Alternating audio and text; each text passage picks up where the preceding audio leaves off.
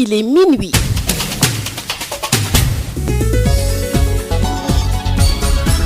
Hapsa Eliman Wan. Bonsoir et bienvenue à ce flash d'information. Alassane Wade à la partie technique. Risque d'effondrement des bâtisses du hameau délocalisé par Sabodala Gold Operation de Dambankoto. De graves fissures sur les murs laissent craindre le pire chez les populations de la contrée. L'association communautaire pour le développement de Sabodala alerte son président Djibi Soumaré, répond à Boubacar Tamba.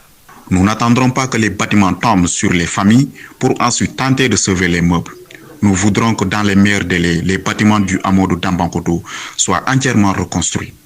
Voyez dans quel état ils sont avec ces grosses fissures qui font penser au pire dès qu'il y a un vent violent. Figurez-vous que ces bâtiments n'ont même pas de fer, qu'on nous respecte un peu. Pensez-vous que les responsables de EGO vont imaginer rester une seule seconde avec leur famille dans de telles maisons? Et puis, il est moralement insupportable que la compagnie veut construire une auberge à coût de millions, alors qu'il y a plus qu'une urgence signalée à Dambankoto, qui ne fait que 6 bâtiments. Nous invitons les plus hautes autorités du pays à prêter une oreille attentive à cette situation plus qu'inquiétante. Soumaré, donc de l'association communautaire pour le développement de Sabadola. La révision exceptionnelle des listes électorales s'ouvre à partir du 31 juillet. Aïssatou Gueiba revient sur le décret numéro 2021-976 paraphé par le chef de l'État. Samedi 31 juillet 2021 au mardi 14 septembre 2021, c'est la période des révisions des listes électorales en vue des élections locales du 23 janvier 2022. Si l'on se réfère au décret numéro 2021-976 signé par le chef de l'État. Dans ce document, l'article 2 stipule qu'il est prévu une commission administrative au moins par commune, des commissions qui peuvent être fixes ou itinérantes. Selon le décret numéro 2021-976 portant révision exceptionnelle des listes électorales en vue des élections locales du 23 janvier 2022, selon ce décret, l'électeur doit avoir 18 ans révolus à la date du dimanche 23 janvier 2022 et son inscription doit se faire sur présentation exclusive de la carte d'identité biométrique CEDEAO. Toute demande de changement de circonscription électorale ou d'adresse électorale doit rigoureusement être justifiée par la production de la preuve du lien de rattachement avec la circonscription ou l'adresse sollicitée. Concernant la radiation d'électeurs décédés, d'électeurs frappés d'incapacité du fait de la loi ou qui ne désirent plus figurer sur les listes électorales, le demandeur doit prouver qu'il est électeur de la circonscription électorale par la présentation de la carte d'identité biométrique CEDEAO, la photocopie de la carte d'électeur radiée pour décès ou à sa demande est jointe au dossier. La commission procède également à la distribution des cartes d'identité biométrique CEDEAO faisant office de carte d'électeur. Les listes électorales aussi révisées seront affichées le jeudi 30 septembre 2021 selon l'article 10 qui indique qu'à compter du vendredi 1er octobre 2021, tout électeur dont l'inscription a été rejetée par les services centraux, omis ou faisant l'objet d'erreurs purement matérielles portant sur son inscription dispose de 72 heures pour saisir le président du tribunal d'instance de son ressort pour être rétabli dans ses droits. Aïssatou Gueiba, la Commission nationale du dialogue politique annonce les résultats de ses travaux. 36 sujets évoqués, 27 points de consensus, 8 points de désaccord et 1 point soumis à l'arbitrage du chef de l'État. Selon cette commission, les points d'accord ont été adoptés en loi par l'Assemblée nationale et les points pendants feront l'objet d'autres dialogues. Amadou Moussafadia. 36 sujets discutés, 27 points d'accord, 8 points de désaccord et 1 point qui reste encore soumis à l'appréciation du président de la République. Tel est le bilan établi par la commission politique du dialogue national. Cette commission d'indiquer que certaines questions restent à discuter, elles le seront dans un autre cadre qu'il appartient aux autorités et aux parties prenantes de définir. Sur les questions qui portaient sur l'amélioration de notre système démocratique et électoral, les points d'accord ayant un impact sur le processus électoral ont été intégrés au nouveau code électoral déjà voté à l'Assemblée nationale, alors que les autres sont destinés à être mis en œuvre ultérieurement et feront l'objet de suivi. À l'issue de ces travaux, un rapport final complétant le rapport spécial du 26 août 2020 sera adressé au président de la République. La commission exprime sa fierté d'avoir contribué au rapprochement des positions des acteurs du dialogue dans une atmosphère d'écoute mutuelle et de bienveillance réciproque. Elle tient à adresser ses félicitations à toutes les composantes de la commission politique pour leur ouverture d'esprit et leur engagement dans la quête de consensus propre à renforcer la démocratie sénégalaise. Sud FM Dakar, 98.5.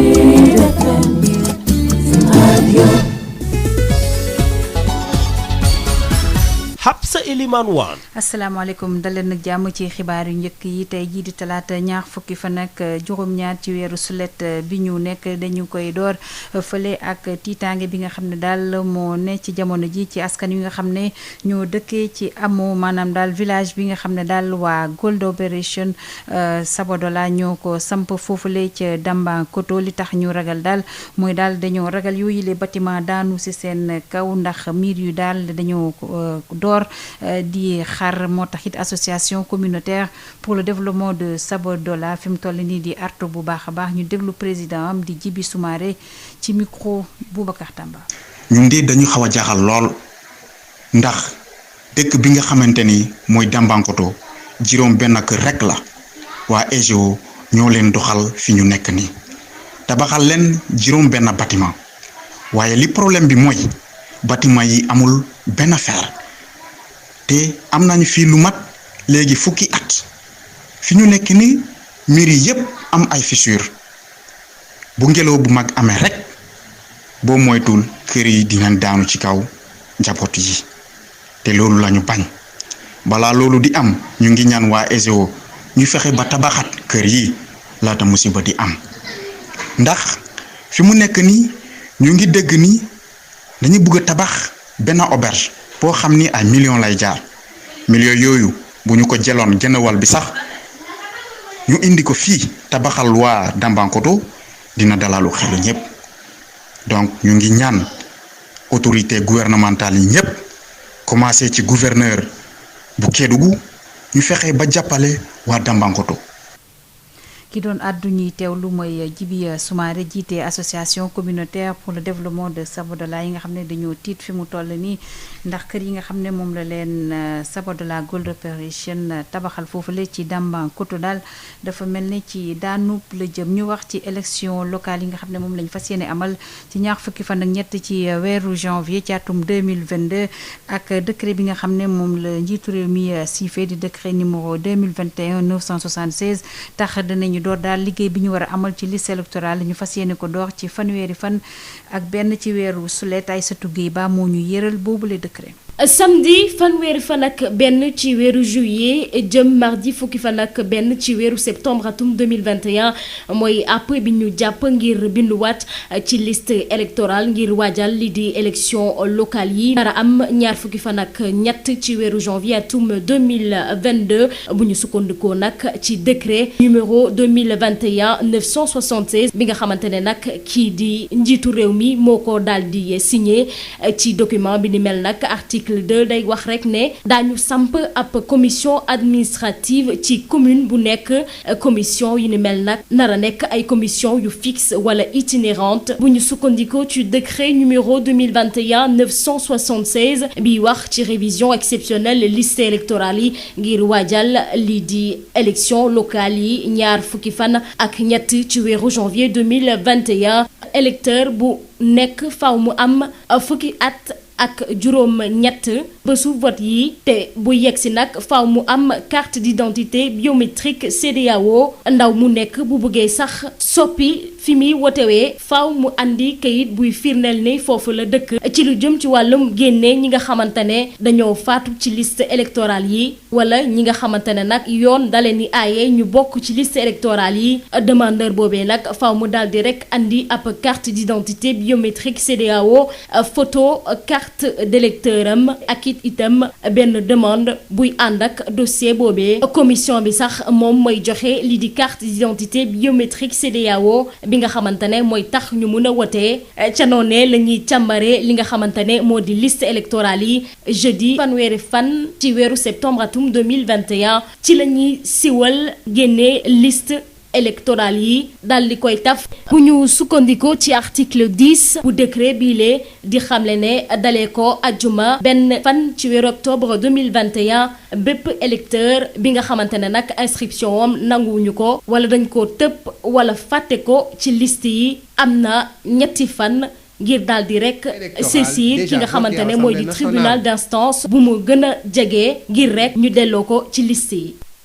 Aïssatou Gueye Ba commission politique bu dialogue national nag xam la ne daal li tukkee ci liggéey bi nga xam ne moom la ñu ko santoon nee na waxtaan nañ ci luy tolloog fanweer ak juróom-benni xët déggoon nañ ci nag ci luy tolloog ñaar fukki poñ ak juróom-ñaar ci juróom-ñettee nag déggoowuñ ca waaye am na benn poñ boo xam ne it daal dañu koy jébal njiitu réew mi xool daal nan lay mujjeek moom Amadou Moustapha Dia. 36 sujets discutés. 27 points d'accord, 8 points de désaccord et un point qui reste encore. Amadou Moustapha Dieng la ñuy xaar wante nag ci kàllaama wolof mu dellu ci tënkub liggéeyu commission bi nga xam ne moom lañ dénk wàllu politique ci dialogue national. Elles le seront dans un autre cadre qui l'appartient.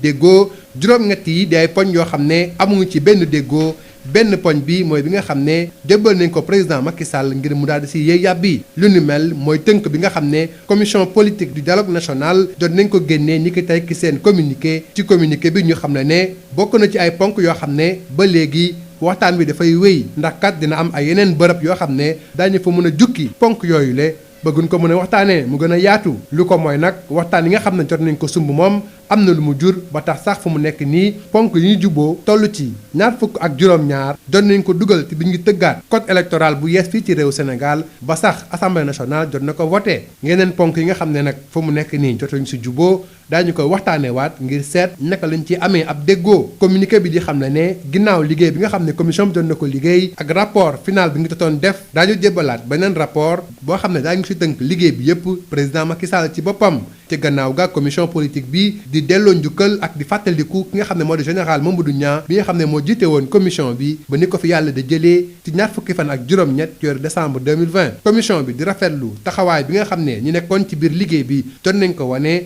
ngir fexe ba kujje gi ak waa nguur gi waxtaan ba juboo ci kàddu li ni mel nag ñu jàpp ne doxalin bu baax la te it lu méngoo ak démocratie la ba moo tax ñi nga xam ne daal lu ni mel war naa wéy bu ko defee démocratie Sénégal gën a mën a dëgër.